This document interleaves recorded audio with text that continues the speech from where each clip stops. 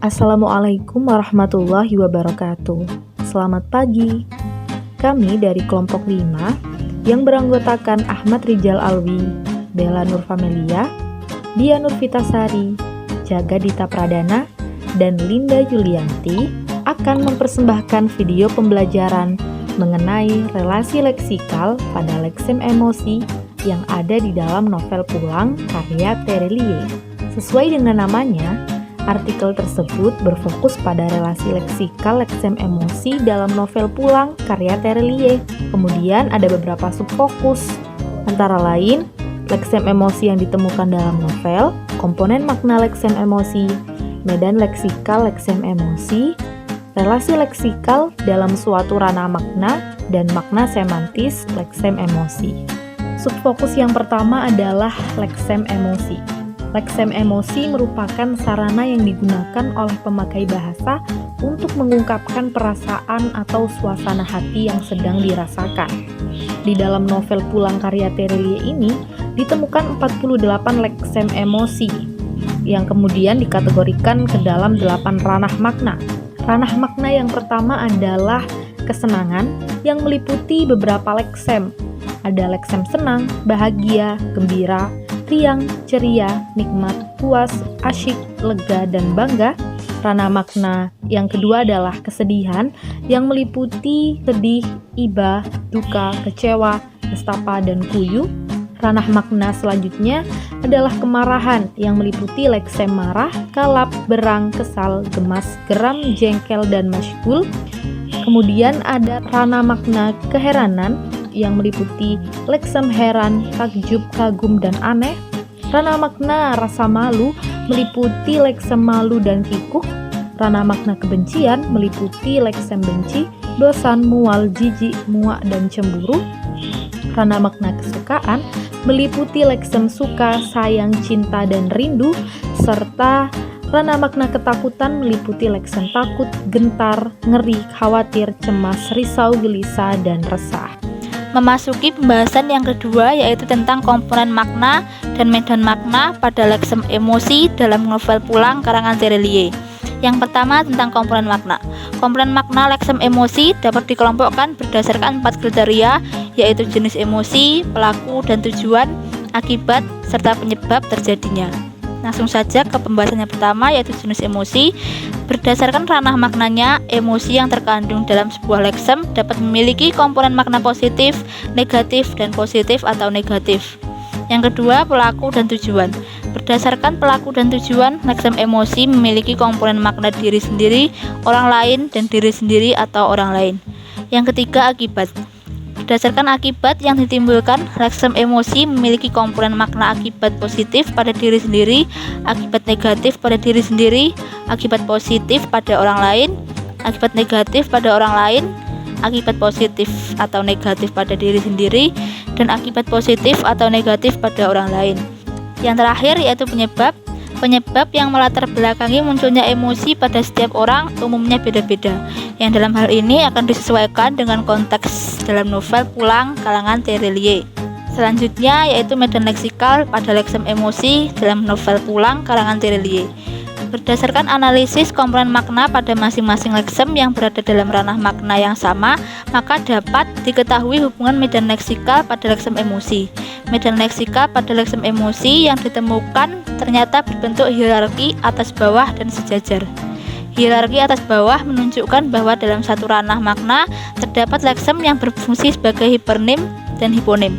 Sedangkan dalam hierarki sejajar menunjukkan hubungan kesejajaran di antara leksem-leksem emosi yang berada dalam ranah makna yang sama. Medan leksikal pada leksem emosi dalam novel Pulang karangan Terelie dapat dilihat dalam bagian berikut. Bagian yang pertama yaitu kesenangan.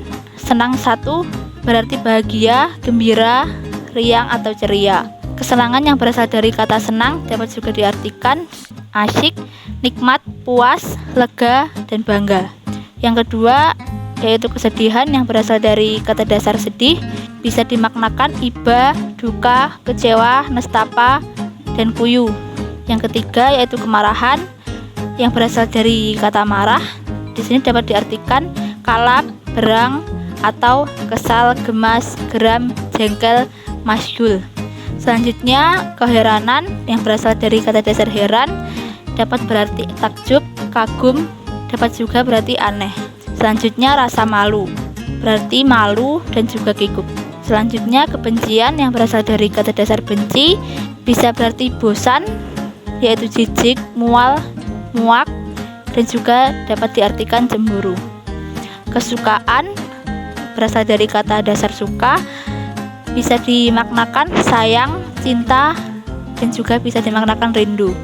Yang terakhir, ketakutan yang berasal dari kata takut, di sini dapat diartikan menjadi dua. Yang pertama gentar atau ngeri, dan yang kedua ada khawatir, cemas, risau, gelisah, dan resah. Relasi leksikal karena makna kesenangan.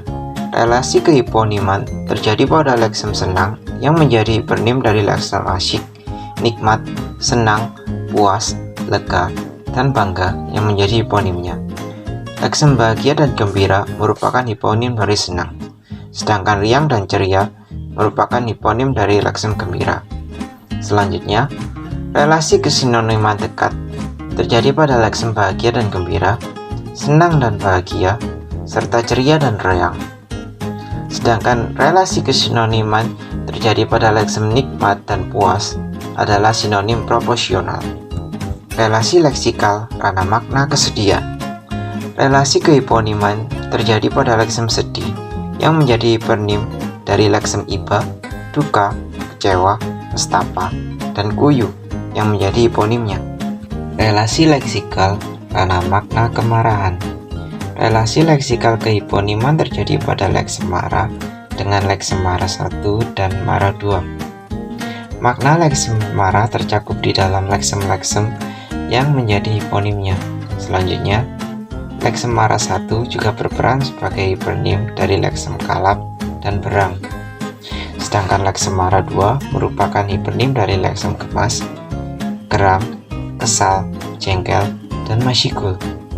Sementara itu, relasi kesinoniman dekat terjadi pada leksem kalap dan berang, kesal dan jengkel, serta jengkel dan masyikul.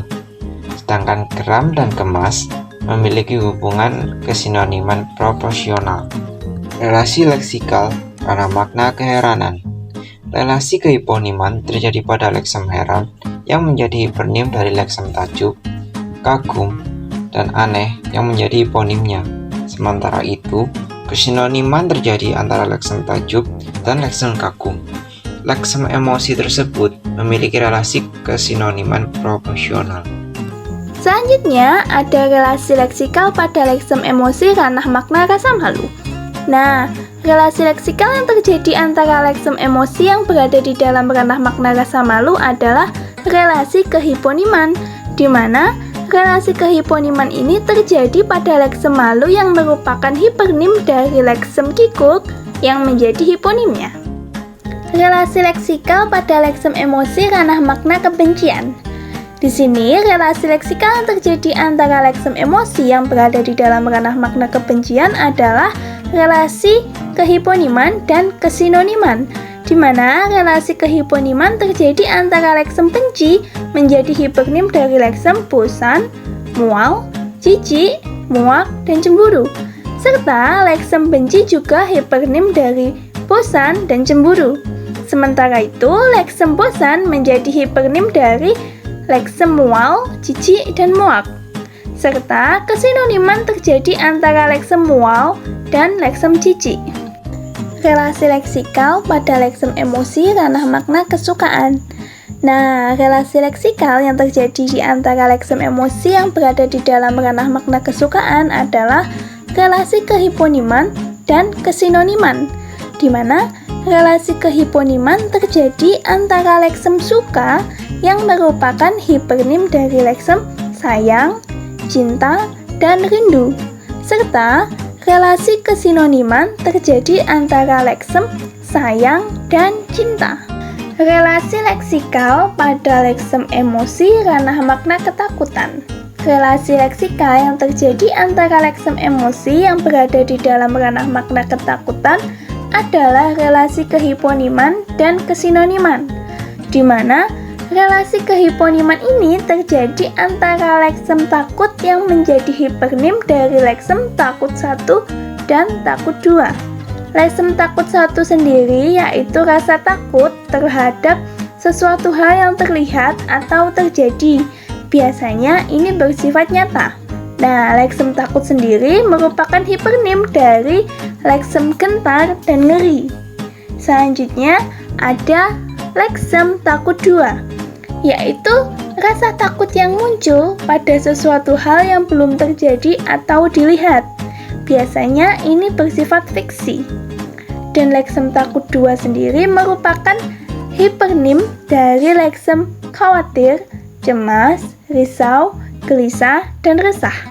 Dan yang terakhir adalah relasi kesinoniman, di mana relasi yang terjadi pada leksem khawatir dan cemas, gelisah dan khawatir, serta risau dan resah. Subfokus terakhir adalah makna semantis leksem emosi.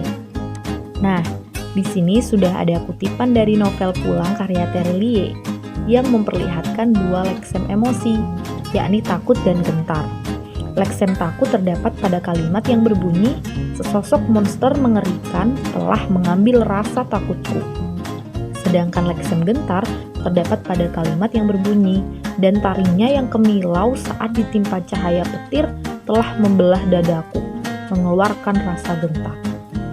Dilihat dari tingkat keterhubungan medan makna atau medan leksikal, leksem takut menjadi superordinat dari leksem gentar. Leksem takut dan gentar memiliki makna yang hampir sama atau bersinonim. Namun, keduanya tidak dapat saling menggantikan, karena leksem takut memiliki komponen makna yang lebih general. Dari sini dapat disimpulkan bahwa leksem takut memiliki makna semantis emosi negatif. Biasanya terjadi jika seseorang merasakan ada sesuatu yang mendatangkan bencana. Sedangkan leksem gentar memiliki makna semantis emosi negatif yang menimbulkan rasa takut. Biasanya rasa takut terhadap bentuk konkret makhluk hidup seperti musuh yang dalam hal ini adalah manusia dan hewan buas. Kemudian, perlu ditekankan bahwa makna semantis baru didapat ketika leksem emosi tersebut sudah dianalisis komponen maknanya. Makna semantis juga mempertimbangkan makna non-referensial, makna leksikal, dan makna konotatif yang dimiliki oleh setiap leksem emosi tersebut.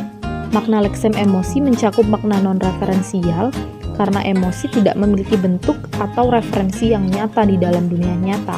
Leksem emosi juga mempertimbangkan makna leksikal dan konotatif, yaitu dengan cara membandingkan makna leksem emosi di dalam kamus dengan nilai rasa konotatif yang dimilikinya. Demikian yang bisa kami sampaikan. Mohon maaf apabila ada kesalahan. Terima kasih. Wassalamualaikum warahmatullahi wabarakatuh.